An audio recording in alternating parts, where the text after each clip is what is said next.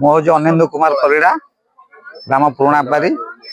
ଆଜିର ଏଇ ଯୋଉ କାର୍ଯ୍ୟକ୍ରମ ହଉଛି ବିଶ୍ୱଶାନ୍ତି ମହାଯଜ୍ଞ, ଆମର ତ୍ରିଦିବସୀୟ ବିଶ୍ୱଶାନ୍ତି ମହାଯଜ୍ଞ ଏବଂ ମହାବୀରଙ୍କର ମୂର୍ତ୍ତି ପ୍ରତିଷ୍ଠା ଏବଂ ତା ସହିତ ଆମର ପୁରୁଣାପାରି ଗ୍ରାମ ସେବା ଫାଉଣ୍ଡେସନ ତରଫରୁ ଆଜିର ମାଗଣା ସ୍ୱାସ୍ଥ୍ୟ ସେବା ଶିବିର।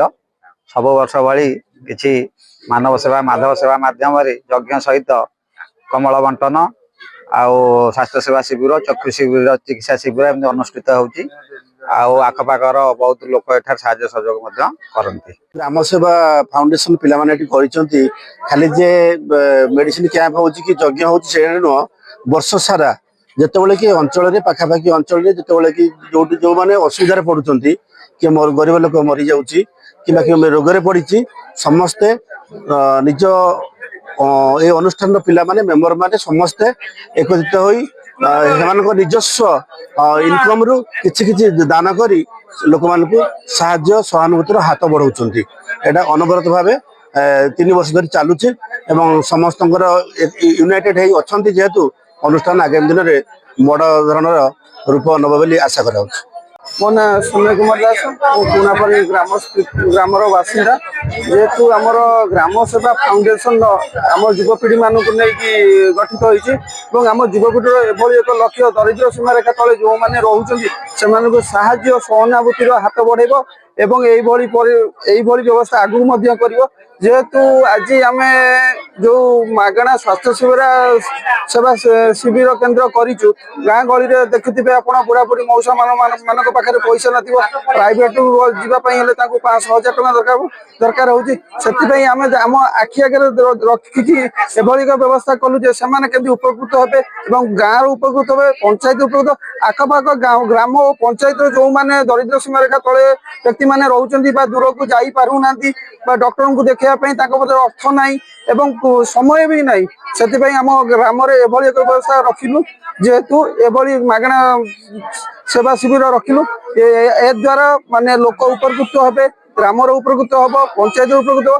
ଏଭଳି ଯଦି ଦେଖିଲୁ, ଯଦି ଅଧିକ ଲୋକ ହେଲେ ଆଉ 6 ମାସ ପରେ ଆଉ ଗୋଟେ ବ୍ୟବସ୍ଥା ବି এইଭଳି ଆମେ କରିବା ପାଇଁ ଚାହିଁବୁ। ପ୍ରପନ୍ନାତି ହରେ ପ୍ରସିଦ୍ଧ ପ୍ରସିଦ୍ଧ ମାतो ଜଗତୋଖିଳସ୍ୟ ପ୍ରସିଦ୍ଧ ବିଶ୍ୱେଶ୍ୱରୀ ପାହି ବିଶ୍ୱଂ ତମେଶ୍ୱରୀ ଦେବୀ ଚରାଚରସ୍ୟ। ମା ବୁଢ଼ୀଜାଗୁଳେଇଙ୍କର ଅପାର କରୁଣାରୁ ଏ ତୃତୀୟ ବାର୍ଷିକ ଯଜ୍ଞ ଚାଲୁଅଛି। এই ତୃତୀୟ ବାର୍ଷିକ ଆମର ଯଜ୍ଞ ଅନୁଷ୍ଠାନର ମୁଖ୍ୟ ଲକ୍ଷ୍ୟ କିଛି ସେବା କରିବାର, ସେବା ମନୋବୃତ୍ତିରେ ଯଜ୍ଞ ଅନୁଷ୍ଠାନ ଗଢ଼ି ଉଠିଛି ଏବଂ ଆମ ଛୋଟ ଛୋଟ ପିଲାମାନେ ଯେଉଁ ଗ୍ରାମ ସେବା ଫାଉଣ୍ଡେସନ କରିଛୁ, ନିଜ ନିଜର କିଛି କିଛି ପାଣ୍ଠି ସଂଗ୍ରହ କରି ଅନୁଷ୍ଠାନ ଚାଲୁଅଛି ଏବଂ ଗ୍ରାମବାସୀଙ୍କର ପୂର୍ଣ୍ଣ ସହଯୋଗରେ। ଆମର ମୁଖ୍ୟ ଲକ୍ଷ୍ୟ ଯେ ଗାଁ ଗହଳିରେ ରୋଗୀମାନେ ଯେଉଁମାନେ ଦେଖେଇ ପାରୁନାହାନ୍ତି, ଭଲ ଭଲ କଟକ ଯାଇପାରୁନାହାନ୍ତି କି ଯୋଉଠି ଯାଇପାରୁନାହାନ୍ତି, ବର୍ତ୍ତମାନ ଆମର ସୁନାମଧନ୍ୟ ଡକ୍ଟର କଟକରୁ ଆସୁଛନ୍ତି, ଏସସିବି ମେଡିକାଲରୁ, କଳିଙ୍ଗରୁ, କିମ୍ସରୁ, ବହୁତ ଆଡ଼ୁ ଯେଉଁ ସୁନାମଧନ୍ୟ ଡକ୍ଟରମାନେ ଆସୁଛନ୍ତି, ତାଙ୍କୁ କିଛି ଆମର ଏଠି ଉପକୃତ କରିବା ପାଇଁ, ରୋଗୀମାନଙ୍କୁ ଉପକୃତ କରିବା ପାଇଁ ତାଙ୍କୁ ଏଠାରେ ଏଇ ସେବା ଶିବିରର ଅନୁଷ୍ଠାନ କରାଯାଇଛି। ମୋ ନାଁ ଅନିଲ କୁମାର ପରିଡ଼ା, ମୁଁ ଏଇ ପୁରୁଣାପାରି ଗ୍ରାମର ଗ୍ରାମବାସୀ। ଆଉ ଆମ ଏ ଗ୍ରାମରେ ଏ ତୃତୀୟ ବାର୍ଷିକ ଯଜ୍ଞ ମହାଯଜ୍ଞ ଅନୁଷ୍ଠିତ ହେଉଛି ଆମ ଠାକୁରାଣୀଙ୍କ ପ୍ରାଙ୍ଗଣରେ। ଆଉ ତା ସହିତ ଏ ବର୍ଷ ଯେଉଁ ପିଲାମାନେ ଆମ ବୁଟୁନନାଙ୍କ ଇଏରେ କରିଛନ୍ତି ଆୟୋଜନ ସ୍ୱାସ୍ଥ୍ୟ ସେବା ଶିବିର, ସେଥିପାଇଁ ମୁଁ ବହୁତ ଖୁସି। এটা ବହୁତ ବଡ଼ ପଦକ୍ଷେପ ନେଇଥିଲେ ଆଉ ବହୁତ ଲୋକ ଏଥିରେ ଉପକୃତ ହେବେ।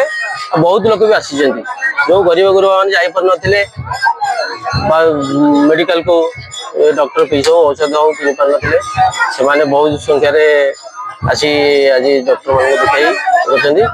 ଯେଉଁ ଡକ୍ଟର ବାବୁ ମାନେ ସମୟ ଦେଇଛନ୍ତି, ଆଉ ଖାସ କରି ମୋ ଯେଉଁ ସାନ ଭାଇ ମାନେ ଏଥିରେ ସବୁ ସମ୍ପୃକ୍ତ ଅଛନ୍ତି, ସେମାନଙ୍କୁ ବହୁତ ଅଶେଷ ଧନ୍ୟବାଦ।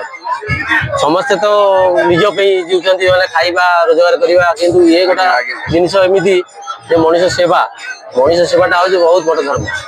ଆମକୁ ଭଗବାନ ଯଦି ଉପରକୁ ପଠେଇଛନ୍ତି, ମଣିଷ ଜନ୍ମ ଦେଇଛନ୍ତି, ଆମେ ପରର କିଛି ସାହାଯ୍ୟ କିଛି ସେଇଟା ହେଉଛି ବଡ଼ କଥା। ଖାଲି ନିଜ ପାଇଁ ବଞ୍ଚିବା, ନିଜ ପାଇଁ କରିବା, ସେଇଟା ବଡ଼ କଥା ନୁହେଁ। ଆଉ ଯାଉ ଆମ ବୁଟୁନନା କକେଇ ସାନ ଭାଇ ସେ ହେବେ, ମୋ ସାନ ଭାଇ, ଆଉ ଆମର ଯେତେ ମୋର ଆମ ଗ୍ରାମବାସୀ ଫାଉଣ୍ଡେସନର ଯେଉଁମାନେ ମେମ୍ବର, ସମସ୍ତଙ୍କୁ ମୁଁ ଧନ୍ୟବାଦ ଦେବି, ବହୁତ ବହୁତ ଧନ୍ୟବାଦ। ଆଉ ମୁଁ ନିଜେ ବି ମୁଁ ନିଜକୁ ଧନ୍ୟବାଦ ମନେ କରୁଛି ଏଥିରେ ଯୋଗ ଦେଇଥିବା ପାଇଁ।